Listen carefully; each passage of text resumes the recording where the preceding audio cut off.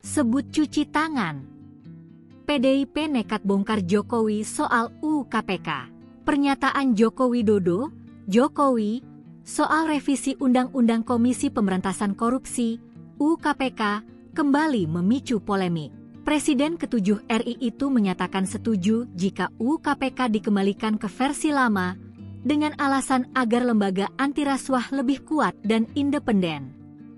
Jokowi menegaskan bahwa revisi tahun 2019 dulu merupakan inisiatif DPR, bukan dirinya. Ketua DPP PDI Perjuangan, PDIP, Roni Talapesi, menilai Presiden ke-7 Joko Widodo atau Jokowi sedang mencari perhatian lewat pernyataannya yang setuju agar Undang-Undang Komisi Pemberantasan Korupsi, UU KPK, dikembalikan ke aturan sebelum revisi 2019. Saya sependapat bahwa Presiden Jokowi lagi cari perhatian khususnya terkait mengembalikan UU KPK yang lama, kata Roni kepada wartawan, Selasa, 17 Februari 2026.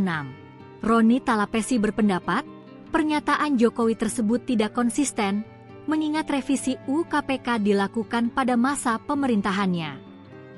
Padahal, semua masyarakat tahu bahwa UU KPK diubah pada masa kepemimpinan beliau.